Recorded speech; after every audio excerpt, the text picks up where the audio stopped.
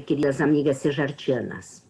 Nesse nosso encontro, nós vamos falar sobre o pau-brasil. O pau-brasil sempre foi para mim uma árvore que me intrigava. Principalmente há uns 25 anos, por aí, que o meu irmão trouxe 3 mudas e elas foram plantadas assim para o lado da rua, assim, no jardim da rua. E eu não via, eu via que dava vagem, tudo isso, mas não conseguia identificar alguns pormenores do pau-brasil. E me deu muita vontade de estudar, e para isso, quando a Marisa Gorski organizou no final do ano passado uma viagem para o Rio de Janeiro, eu disse, se você for no Jardim Botânico do Rio de Janeiro, eu vou junto nessa viagem. E fomos. Ela organizou uma visita lá, e também no sítio Burle Marx, em mais alguns lugares, mas esses foram os que nós coletamos mais informações sobre plantas, árvores, etc. Então, hoje vocês vão, junto comigo, ver alguns aspectos sobre essa família fantástica de árvores, que é da família Fabaceae, né? Que é do pau-brasil. O pau-brasil é uma espécie nativa da Mata Atlântica, pertencente à subfamília Caesalpinoidea da família Fabaceae, ou leguminosa. O pau-brasil, ele passou a se chamar pau-brasil lignata. Opa, eu já vou mostrar por quê. Ele passou a se chamar pau-brasil lignata porque um estudo que comparou sequências de DNA do pau-brasil com as 200 outras plantas geneticamente próximas, também proveniente dos trópicos, revelou que a árvore brasileira representa uma distinta e única linhagem evolucionária, o que lhe conferiu o direito de ter um gênero próprio. Ela é única no gênero pau-brasilia. E o seu binômio latino passou a ser pau-brasilia equinata. Equinata é porque tem muitos espinhos. Antes dessa diferenciação, o pau-brasil era considerado uma espécie do gênero Caesalpinia, igual ao gênero que pertence às 200 árvores estudadas. A descrição do novo gênero foi publicada na revista científica PhytoKiss por um grupo, por um grupo internacional de pesquisadores coordenado por Edilene Gagnon, da Universidade de Montreal, Canadá, e que contou com a ajuda de brasileiros como Haroldo Cavalcante de Lima, que ele é do Instituto de Pesquisas do Jardim Botânico do Rio de Janeiro, e Luciano Paganucci de Queiroz, da Universidade Estadual de Feira de Santana. Vamos falar um pouquinho da sistemática vegetal do pau-brasil. O pau-brasil, também vulgarmente conhecido ou popularmente conhecido como pau-pernambucano, que é o atual pau-brasil lignata, ele já aparece aqui, ó. Esse daqui foi quem estudou e classificou lá no século XVIII. E esse aqui já são os novos, né? Então, os nomes populares vêm muito como vocês vão ver, das regiões, assim, das indígenas, né? Arabutã, Ibirapiranga, Ibirapitá, Ibirapitanga e aí por fora, tá? Pau de Pernambuco, pau rosado. Então, assim que ficou. Segundo Vinícius e Harry Lorenzi, o sistema moderno de classificação contempla as similaridades genéticas entre os seres, e não mais as semelhanças morfológicas, como Linné, com o que ele tinha na época, lá em 1750 e pouco, né? Ele que fez assim, que organizou a sistemática vegetal, porque cada um dava naquela época o nome que queria para a planta. Então, essa sistemática vale até hoje, só que agora não importa tanto a morfologia, ela faz parte também, mas é que a parte genética é que conta para classificar. Né? Então, como consequência desses estudos genéticos, muitas espécies agora aparecem em famílias diferentes, em outras famílias botânicas, porém, a ordem de apresentação continua a mesma. Família, gênero e espécie, dentro de cada ordem evolucionária. Aqui nós temos uma imagem que mostra o estado de conservação do pau-brasil. ele está aqui nessa faixa de ameaçado. E essas letrinhas todas, distinto, pouco preocupante, esse aqui já está quase entrando para o ameaçado, etc. Eles seguem um símbolo, assim, EX, por exemplo, é em inglês. Esse está extinto mesmo, quando o último indivíduo da espécie morreu. EW, extinct in the wild, quer dizer, ele está extinto na natureza, mas em cativeiro, essas coisas pode ser, né, que ele esteja ainda sendo estudado. Deixa eu voltar. Criticamente em perigo, e o pau-brasil está aqui, ó, como EN, que é em perigo, quando indica que uma espécie será extinta num futuro muito próximo. Vulnerável, que é um risco elevado de extinção. Near threatened, quando ameaçada, próximo a entrar numa outra classificação, né, numa dessas. NE, que não foi avaliado ainda, quando ainda aos critérios, né, de avaliação, tem muitos critérios para entrar, que não foram. E Little Care, LC, é pouco preocupante. Nós gostaríamos que o pau-brasil estivesse aqui nessa classificação. Mas aqui tem como não deixá-la entrar, porque muitas ações estão sendo feitas para isso. Esse quadro mostra, né, que pertence a essa ordem, família Fabaceae, subfamília Caesalpinoidea e gênero pau-brasilia. Então, na última avaliação feita no Rio de Janeiro, em 2012, a cúpula que cuida dessa parte se reuniu e eles concluíram que num total de aproximadamente 64 mil plantas catalogadas aqui, né? Porque tem muito mais plantas que vão ainda entrar. Em torno de 20 mil estão ameaçadas de extinção, estão aqui nesse grupo, certo? Quase 4 mil criticamente em perigo, aqui assim. E 6 mil como em perigo. E mais de 10 mil como vulneráveis estão aqui, quer dizer, tá tudo muito, não está muito bom não, certo? Então, a família Fabaceae ou leguminosa, ela possui uma distribuição cosmopolita. São mais de 700 gêneros e aproximadamente 19 mil espécies, representando uma das maiores famílias de, aqui ó, angiospermas, e também uma das principais do ponto de vista econômico. No Brasil ocorrem cerca de 200 gêneros e 1.500 espécies. Tem como característica a presença de frutos em forma de vagem. Tem algumas exceções. Engloba desde espécies arbóreas até espécies herbáceas anuais, muitas de grande importância econômica e principalmente alimentar, como a soja e o feijão. Atualmente está dividida em 4 subfamílias, segundo a agência Embrapa de Informação Tecnológica. E aqui, ó, em relação às angiospermas, elas são plantas espermatófitas, desculpem, cujas sementes estão protegidas por uma estrutura denominada frutos, que são as vagens, no caso, né? E são a maioria e o mais moderno grupo de plantas, englobando 230 mil espécies, e possuem raiz, caule, folhas, flores, frutos e sementes. Ela é bem completa, é bem, na evolucionária, lá na classificação evolucionária, é uma das bem completas. Então, a palavra anjo vem do grego, que é bolsa, e esperma, que é semente. Subfamília da família Fabaceae. Nós vamos falar um pouquinho da Caesalpinoidea e alguma coisinha da Mimosídea. Essas famílias são representadas por árvores, arbustos, lianas, que são as trepadeiras, e ervas. Embora reconhecida como uma família de importância econômica, as espécies ornamentais também ostentam significativa presença no paisagismo, em boa parte do Brasil, principalmente através das plantas arbóreas, como a Caesalpínea, que é a Cibipiruna e o pau-ferro, a pau-brasilia, pau-brasil, baurrínia, que é a pata de vaca.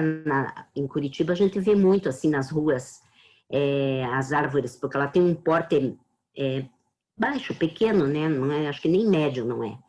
Então, ela não atrapalha a fiação de luz e nada, e dá uma flor lindíssima. Tem a Delonix ou flamboyant, né? O Localix, que é o alecrim de Campina. Então, aqui nós temos parece jovem, mas é um pau-brasil. Aqui o detalhe da flor, um pouquinho da folha, depois mais à frente nós vamos ver. Aqui, eu acho que para vocês, essa foto, uns 15 dias, mas é a Cibipiruna, ela está em floração, parece um buquê lindíssimo de vedo alto, mas a minha máquina não era tão potente para entrar no detalhe, mas aqui tem um detalhe da flor. E é o flamboyant, acho que muita gente conhece, que são lindíssimos no litoral. Você veja que as folhas e a flor, eles são, lembram muito, porque eles dão na ponta dos galhos, tá? E aqui nós temos, então, entre essas duas subfamílias, a Cisalpinoidea, nós temos, por exemplo, a Cássia sene, porque surgiu um questionamento, o que é sene, o que é acácia, o que é cássia e acácia.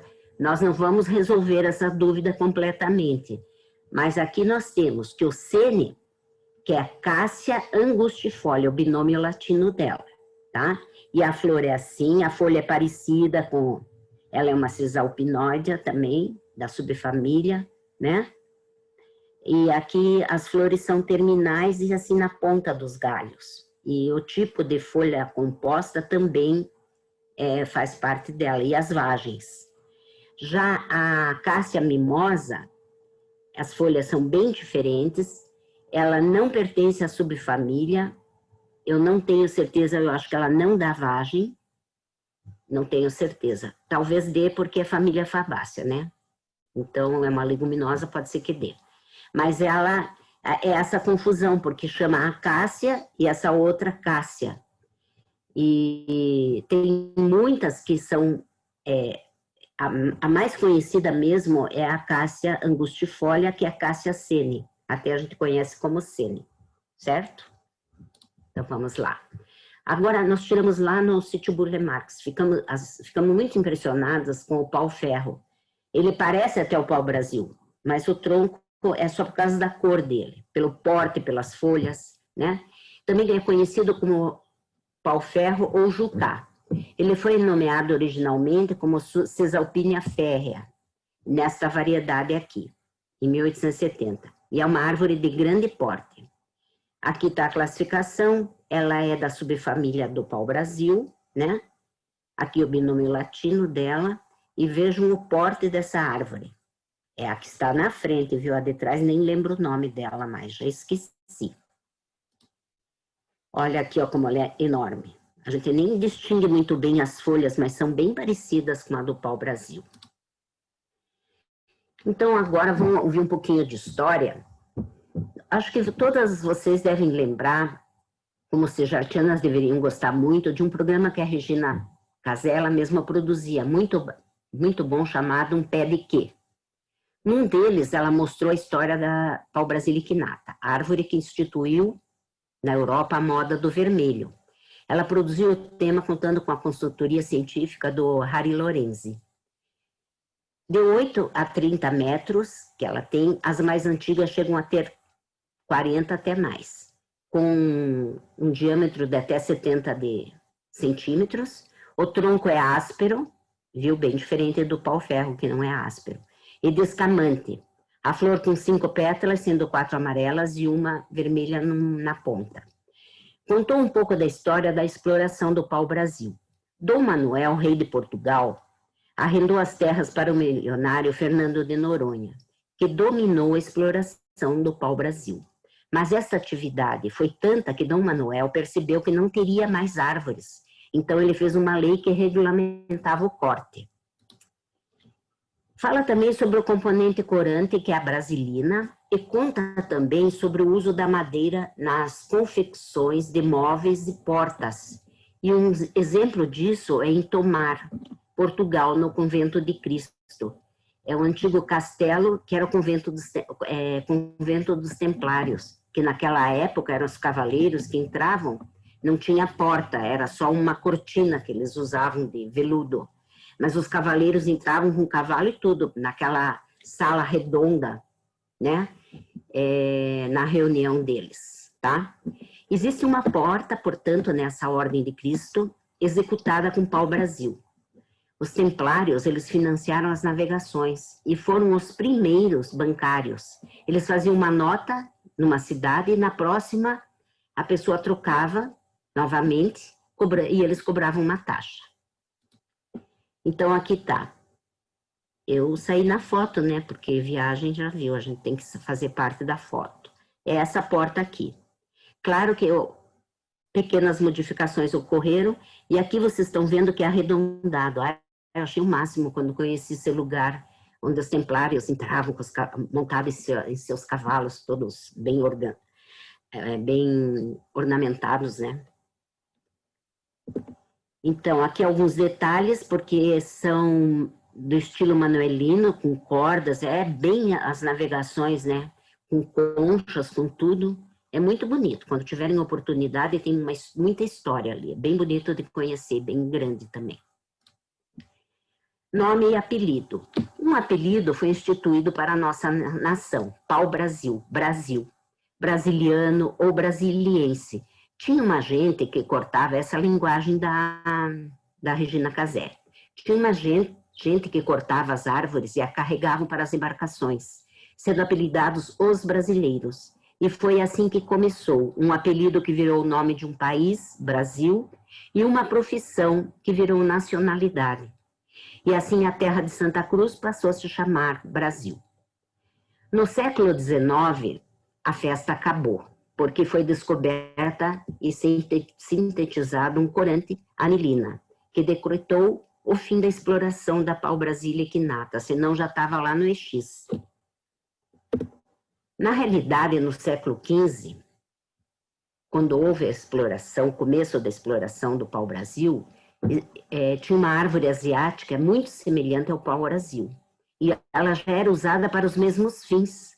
Tinha alto valor na Europa, porém ela era muito escassa. Então, os navegadores portugueses, quando aqui chegaram, imediatamente observaram a abundância de uma árvore pelo litoral e ao longo dos rios de planície, que era o pau-brasil, e que veio a substituí-la. Nessa altura, as ordenações manuelinas e ordenações filipinas estabeleceram regras e limites para a exploração de terras, águas e vegetação. Havia listas de árvores reais protegidas por lei, o que deu origem à expressão madeira de lei. Encontra-se na lista do Instituto Brasileiro do Meio Ambiente e dos Recursos Naturais Renováveis de espécies ameaçadas de extinção. Nós vimos lá no começo, na categoria de vulnerável. E na outra classificação internacional, na categoria em perigo. Mas uma coisa ou outra dá no mesmo.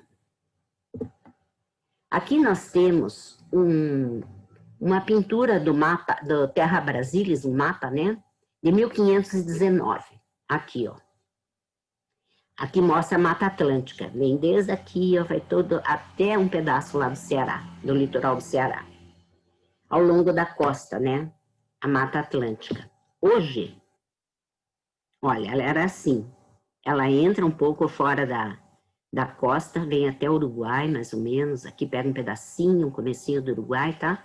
Rio Grande do Sul, Paraná, quase inteiro, Santa Catarina. Mas a cobertura atual está em 12,4%. Olha aqui, gente. Isso é para nos assustar? Eu acho que assustado a gente vive, né? Mas é bastante crítico. Eu fico muito impressionada, inclusive com a nossa araucária. Se você for olhar no mapa, é a mesma coisa, porque a araucária acho que está em 1 a 2% do que era, se eu não estou enganada. Aqui tem um mapa que mostra aonde que vai o pau-brasil. Ele segue com a Mata Atlântica. Isso é para mostrar a relação que existe. Não é que o pau-brasil destruiu alguma coisa. Foi destruído, lógico, muito corte, né? Mas junto com ele a Mata Atlântica, porque um depende do outro também. Então, a Mata Atlântica, como nós vimos no slide anterior, está em 12,4%, é muito baixa. E o pau-brasil, para poder na natureza se dar bem, a Mata Atlântica tem que estar bem também, né? Então, aqui passa por 9 estados do Brasil. Começa no Rio de Janeiro, vai, Bahia, tem uma porção, Pernambuco, e chega quase até o final do litoral do Ceará. Esse pedacinho ainda é Ceará. Um pouco mais de história. Aqui falam que entre 1500 e 1600, no auge da exploração, mais de 2 milhões de árvores foram derrubadas e exportadas para a Europa. Outros dizem que pode ter sido dezenas de milhões. Esse número não era avaliado, mas já existiam desenhos da época, né? Então, a árvore símbolo do Brasil foi extraída sem controle durante o período colonial, levando a espécie quase à extinção. Afirmam alguns historiadores que o corte do pau-brasil para a obtenção de sua madeira e sua resina, usada para tintura e manufatura de tecidos de alto luxo, foi a primeira atividade econômica dos colonos portugueses na recém-descoberta terra de Santa Cruz, no século XVI, e que a abundância desta árvore, no meio à imensidão das florestas inexploráveis, teria conferido à colônia o nome de Brasil. E foi mesmo, né? A gente já viu isso.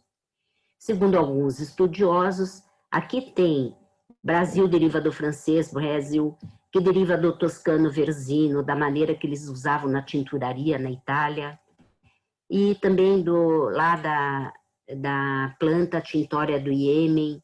E outra versão aponta que a palavra se origina de brasa, português, ou abrasado, devido à tonalidade avermelhada da madeira, pau-brasilha.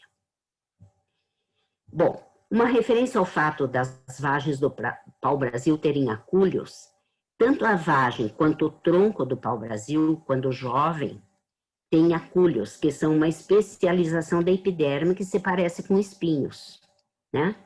Então, na língua indígena, né, nos tupis, vamos ler dos tupis aqui, ibirá, que é pau, e pitanga, vermelho. Difícil de pronunciar, né? Essa língua eu não domino. Em alguns idiomas, como o francês e o italiano, a árvore chamava-se também Pernambuco. A gente viu, né? Pau de Pernambuco. Isso devido ao fato de a zona da mata pernambucana ter sido o local onde se iniciou a exploração do pau-brasil. Pernambuco foi ainda a região de maior incidência da árvore, cuja qualidade era tão superior que regulava o preço no comércio europeu. Você veja que importância. Agora nós vamos falar um pouquinho sobre as características do pau-brasil, que nos ajudam a conhecer um pouco melhor a árvore, né? E os outros parentes próximos dele, que pertencem à mesma subfamília.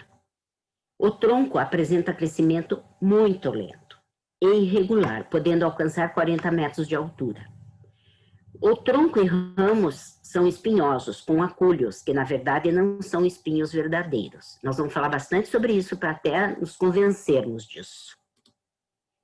Aqui eu abro um slide para a gente falar sobre as diferenças entre espinhos e acúlios. E a principal delas é que os acúlios não apresentam feixes vasculares. Então, não circula nada por eles, né? E desprende-se com facilidade do caule ou tronco. Existem 2 tipos de espinhos, os caulinares e os foliares. Os foliares são modificações das folhas e caracterizam por serem secos, resistentes e não realizam fotossíntese. Podemos citar como exemplo desse tipo muitas espécies das cactáceas, tá? Aqui tem, observem a cor do espinho, aqui em cima é branquinho, aqui levemente roseado, acastanhado, né? Não faz fotossíntese. Os caulinares são modificações de ramos. Um exemplo desse tipo de espinhos são os do limoeiro. Olha como eles são verdinhos. E cutucam, hein? Então, os acúlios são formados pelas projeções do córtex e epiderme, e por isso não possuem tecidos vasculares. Então, não circula nada ali mesmo, porque muito do córtex, muitas vezes, né, e da epiderme, elas saem com a casca da planta também, né? O que chamamos de espinho nas rosas são acúlios. Por quê? Olha que linda essa foto dos espinhos. Essa foto acho que é da Marilda. Essa aqui é uma roseira. E o espinho, quando a gente recebe um buquê de flores, não vem espinho nenhum, porque senão nós nos cutucaríamos muito, poderia ferir as pessoas, né? Mas ela não vem sem espinho lá da plantação. Eles têm um instrumento lá que eles passam no caule e ela já sai bonitinha sem espinho, porque desprende com muita facilidade, mesmo porque não é um caule tão grosso assim, né? Já estão convencidas que a roseira tem acúlios? Fica difícil, né? Mas, genericamente, não é errado falar a palavra espinho, certo? Aqui nós temos uma foto linda. Me perdoe se não for da pessoa que eu vou dizer o nome, porque não fui eu que tirei, mas eu amei essa foto. É do Pau Brasil, lá no Jardim Botânico do Rio. Eu acho que é da Neuci. Linda, né? Aqui ela... Alguma coisa ocorreu, uma árvore antiga já, né? Sei lá, deve ter seus 80, 90, 100, não sei ainda dizer direito a idade dela, mas olha que lindo que ela ficou, né? Bem exemplar para nós. Essas são pau-brasil, aqui é um detalhe desta árvore. Ela é uma árvore relativamente jovem, ela vai fazer 10 anos em novembro agora.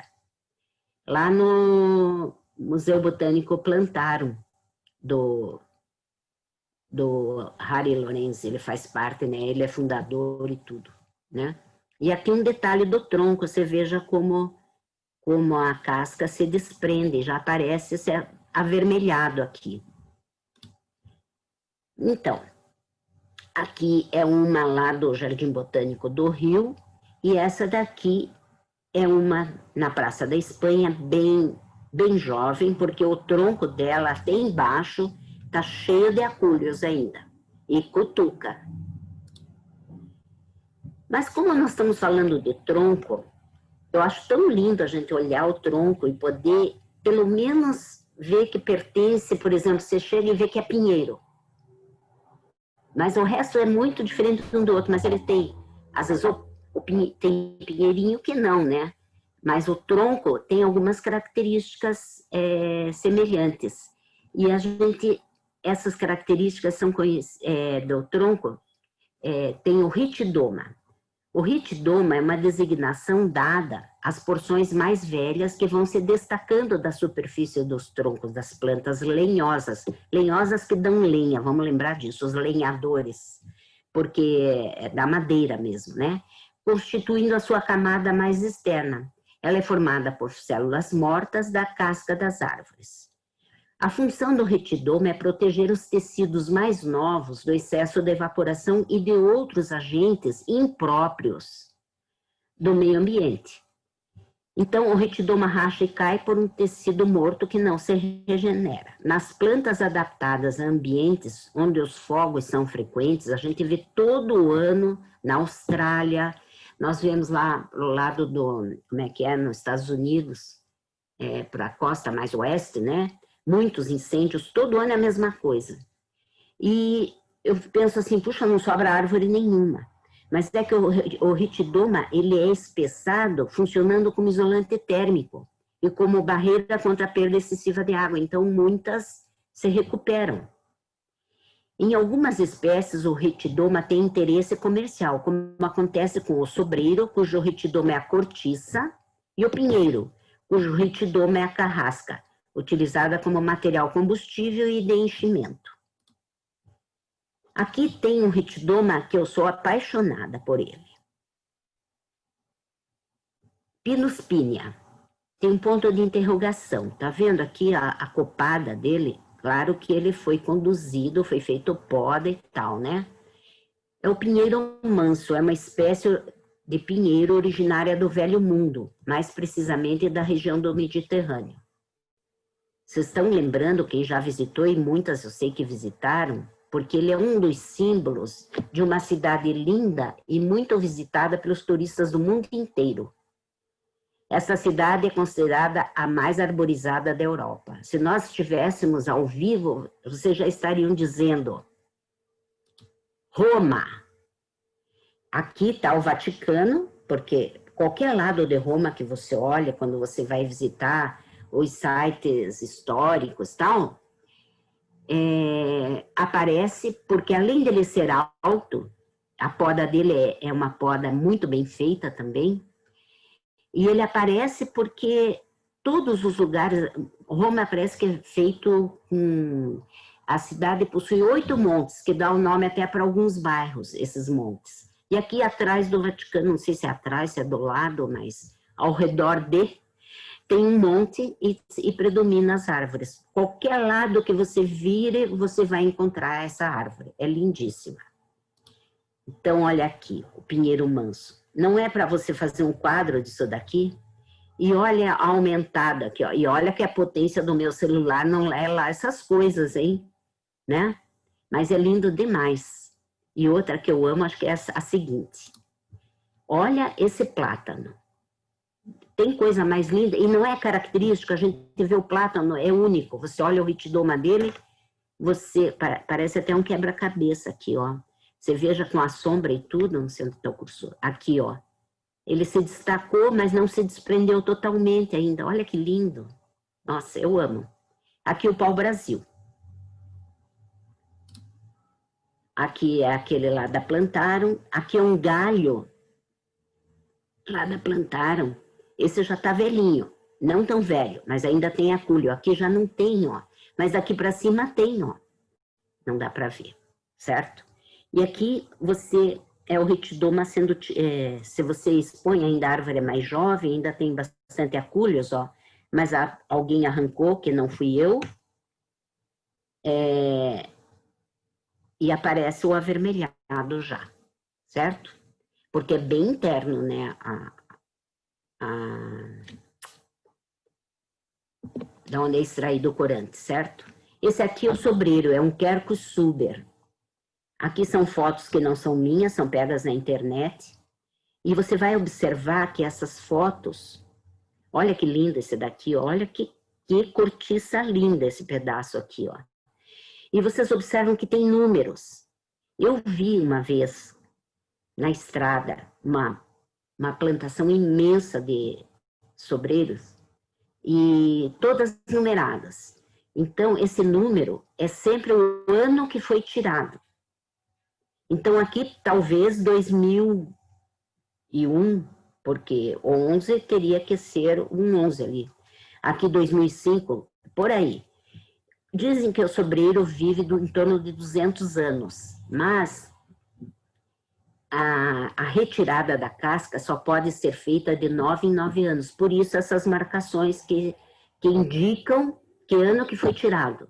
Então, aqui provavelmente só poderia tirar novamente em 2011, né? Tá? Ou 2021, não sei. Alguma coisa assim.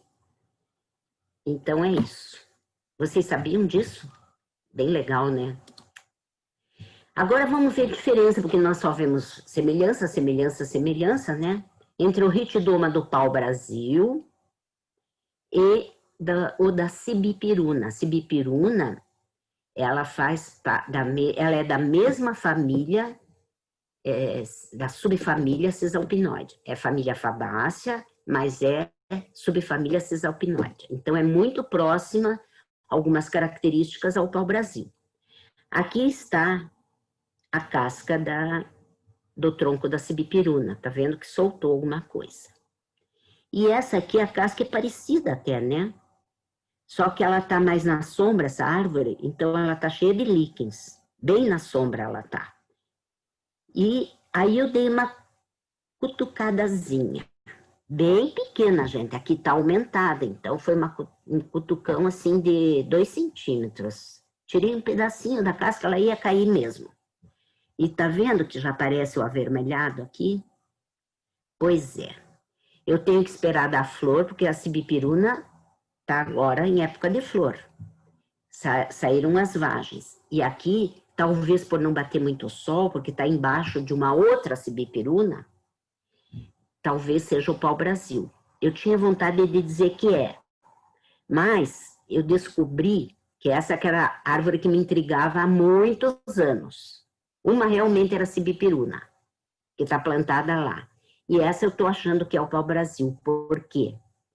Porque tem um galho dele aqui, que sai do ladinho, um galho novo, está cheinho de acúlios. Mas é que essa árvore deve ter 25, 30 anos. Eu acho que ela foi muito...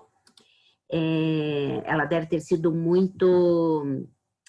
Como é que diz? Construção, porque ficava quase que no terreno que era do meu avô, tudo ali.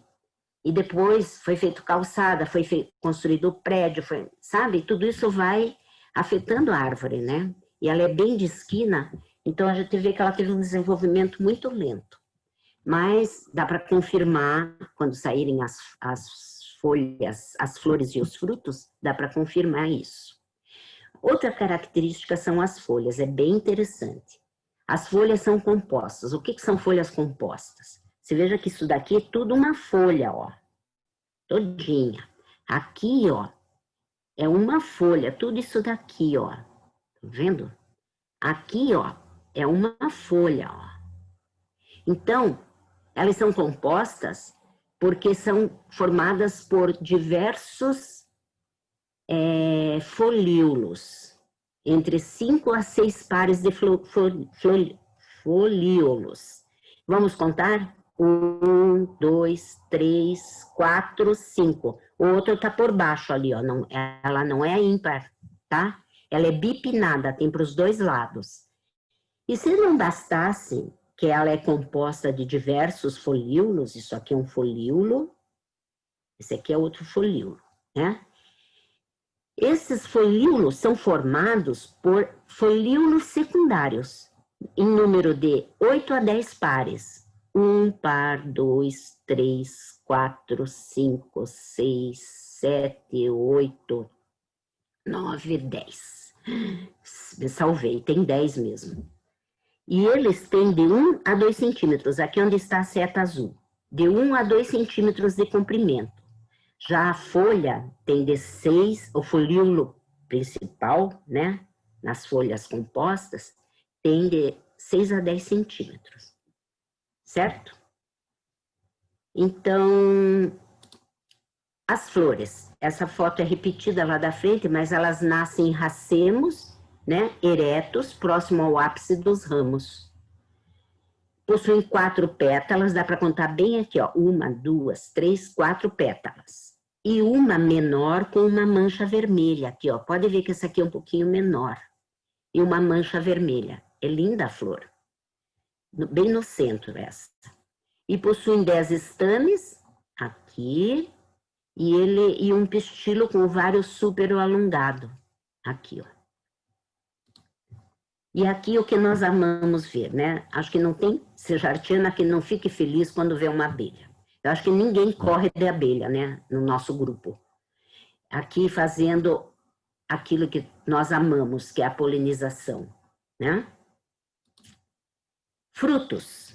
Então, lembrem que dessa família, sobre as sesalpinoides, a maioria, só tem algumas exceções, os frutos são na forma de vagens. Vamos lembrar sempre do feijão, ou a vagem que a gente come, né? Também é uma sesalpinoide.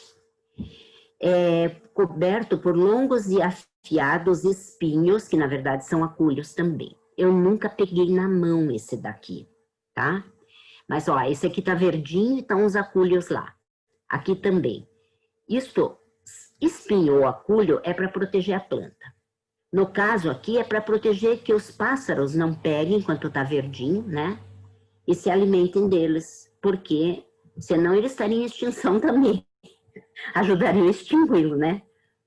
Então, contém de 1 a 5 sementes. Olha aqui a semente, aqui tá aberto. E a torção da semente, aqui do fruto quando seco, da vagem quando seca, ela, tá vendo que ela torceu? Ao torcer bem madura, ela libera as sementes e joga a distância, aumenta a distância da dispersão. E elas são também discoides. Esses dias alguém perguntou, que foi a Neuci, encontrou uma semente discoide. Até pensei, é muita ousadia minha dar uma opinião e dizer, será que não é de uma sibipiruna ou de um pau-brasil? Não falei nada, mas olha, é muito parecida. Então, elas também têm a cor marrom, tem esse diferencial. Parecia que era mais chata aquela que a Neuci colocou no nosso grupo para se alguém identificar. Eu queria mostrar para vocês, eu acho que dá para ver bem aqui, dá para ver? Então, esse daqui é da sibipiruna, porque ela já lançou já abriu as vagens. Mas, estão vendo como está bem torcida essa daqui? Olha que torção, né? E essa daqui eu queria mostrar para vocês, dá para contar que tem 3 sinais de onde estavam inseridas as sementes. Então, eu juntei, estava cheio das cascas da vagem. Vamos para a seguinte. Então, essa sibipiruna que eu estou me referindo, aqui tá vendo que tem vagem madura e tem umas que não estão bem maduras ainda, bem secas. Só sobrou essa, naquela baita árvore que eu mostrei lá atrás, a foto da copa dela. Daí eu disse, eu vou pegar a semente, vou procurar, né? Olha como elas são parecidas, as vagens. Só que essa não tem espinho nenhum, né? Mas não achei uma semente, nenhuma.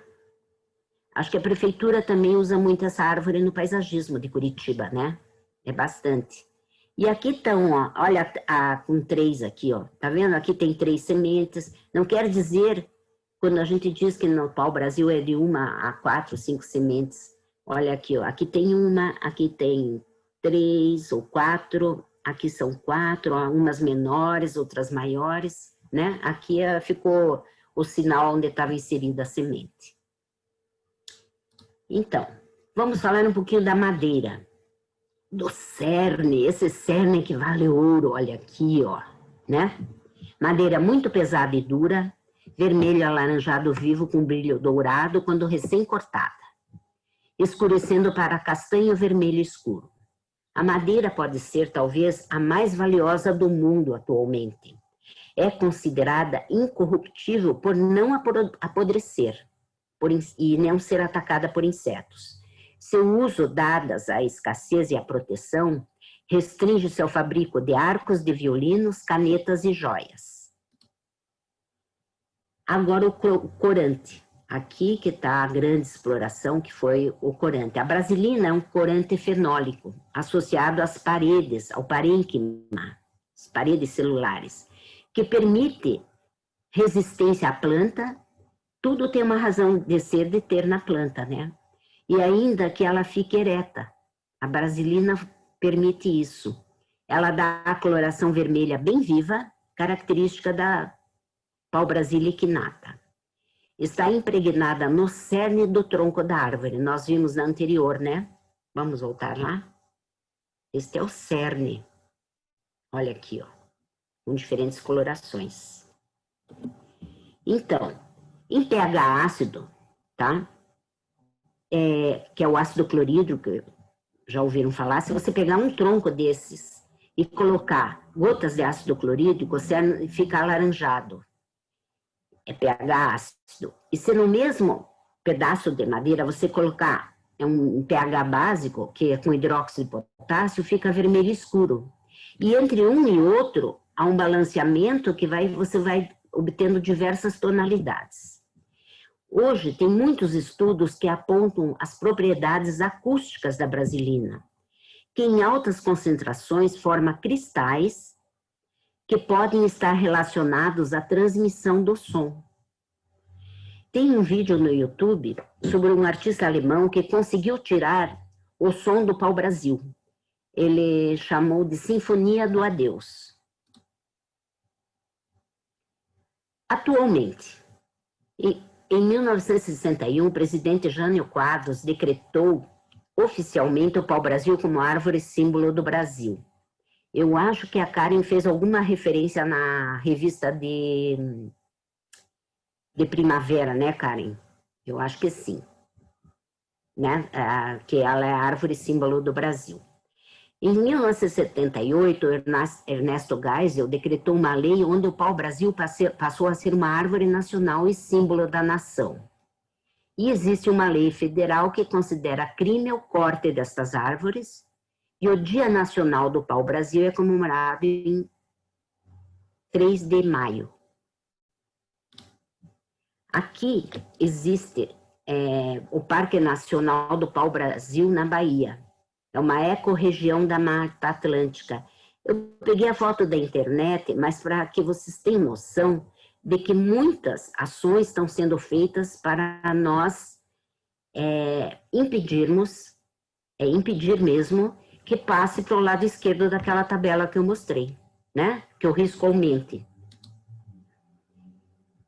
Generalidades e situação atual. No século XX, a sociedade brasileira descobriu o pau-brasil como um símbolo do país em perigo de extinção. E algumas iniciativas foram feitas no sentido de reproduzir a planta a partir de sementes e utilizá-la em projetos de recuperação florestal. Com algum sucesso. Atualmente, o pau-brasil tornou-se uma árvore popularmente usada como ornamental. Muita gente tem nos seus jardins. Se seu habitat natural, ou para também paisagismo de rua, né? Se seu habitat natural será devastado por completo no futuro, não se sabe. Mas a sobrevivência da espécie parece assegurada nos jardins das casas e canteiros urbanos. O viveiro da Escola Agrotécnica Federal de Muzambinho, que é o instituto, juntamente com o Instituto Estadual de Florestas, produzem de 40 a 50 mil mudas por ano de pau-brasil. Você vai dizer, nossa, quanta? Não é tanto assim, mas é um número significativo ali para a região, né? A coleta na floresta é feita entre novembro e dezembro. Portanto, aquela que eu falei, que acho que é do pau-brasil, se for pau-brasil, deve abrir flor aí por final de outubro, começo de novembro, né? Então, a germinação dela é rápida, semeia-se logo após a coleta, tomando-se cuidados especiais, primeiro a pleno sol, né, para ela germinar, depois que a muda passa para um sombrite, porque ela ainda é um neném, né, então, muito novinha, tem que proteger do sol forte.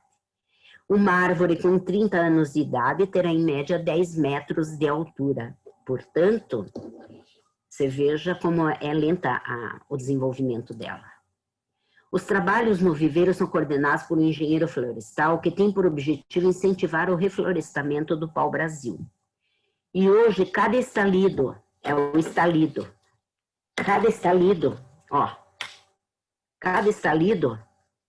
ele deve surtar de suas vagens secas, dispersando novas sementes, pode garantir a sobrevivência dessa espécie, que é exclusiva do gênero Paulínia. Eu falei das sementes que eu estava procurando, eu não encontrei nenhuma da sibipiruna, porque eu acho que joga para o lado do asfalto, porque ela está bem naquele jardim externo da rua, assim, né? Então, ao jogar, talvez seja varrido, os carros passam, eu não sei, mas eu procurei, só tinha isso aqui, porque as sementes foram realmente lançadas para longe. Então, no estado de Pernambuco, em São Lourenço da Mata, existe um museu destinado ao pau-brasil. E lá existem árvores brasileiras que estão na lista da flora em extinção, e o pau-brasil entre eles. Nessa mesma cidade vive um luthier, o senhor João Batista, que dedicou a vida a produzir arcos e instrumentos de corda. Ele vai atrás de madeira de pau-brasil que eram usados para outros fins, como portas, móveis, etc., né? E estoca. O que ele encontra, ele traz. Ele compra e traz, e guarda, para poder produzir os seus arcos. No YouTube tem uma reportagem com ele, e é bem interessante, vocês podem ver. Como essa palestra vai ficar disponibilizada para vocês, então é só procurar pelo nome dele no YouTube e você encontra, bem bacana. O som do Stradivarius. Isto não quer dizer que os 100 Stradivarius remanescentes que temos até hoje, eles tenham sido executados, fabricados pela família Stradivarius com o pau-brasil. Tem estudos assim até de doutorado do que eles usavam para fazer o Stradivarius. Não encontrei referência de que fossem feitos com o pau-brasil. Mas o som do Stradivarius é aquela história. No Parque Nacional do Pau-Brasil, no sul da Bahia, esse parque é bem bacana para visitar, hein? Tem um espécime remanescente chamado Senhor da Mata, que é o mais antigo pau-brasil das florestas. Segundo cálculos de botânicos, ele tem 1.500 anos e continua crescendo. Tem mais ou menos 40 metros e se destaca na floresta. É o som do Stradivarius. Achei tão lindo isso. Outra generalidade. Aqui nós vamos ver uma classificação científica. Vamos ver se tem alguma coisa a ver. Nossa, nem família, nem gênero, nem espécie, nada com o pau-brasil, mas olha aqui, ó. Mas essa é outra árvore, Muirapiranga, canduru vermelho, pau-rainha, pau-vermelho. Ele tem um cheiro adocicado, lembrando baunilha. Lembrando também que as flores do pau-brasil são perfumadas também. Madeira dura, muito resistente e brilhante. Os luthiers estão usando como alternativa ao pau-brasil verdadeiro. Sua principal característica é que pertence à floresta atlântica. Não, desculpa, floresta amazônica, certo? Enquanto o pau-brasil é da Mata Atlântica. Então você veja que riqueza de biomas que nós temos, hein? Nós temos muitos, 5 ou 6 biomas, maravilhoso. Tem alguém que vai falar de biomas daqui a uns tempos também, no nosso grupo. E na minha viagem lá para a Serra da Mantiqueira, eu vi uma porção de pau-brasil. No Parque das Águas, em São Lourenço, sul de Minas, tem uma árvore que tem 89 anos. Ela foi plantada por Getúlio Vargas quando permaneceu lá na estância, em 1931.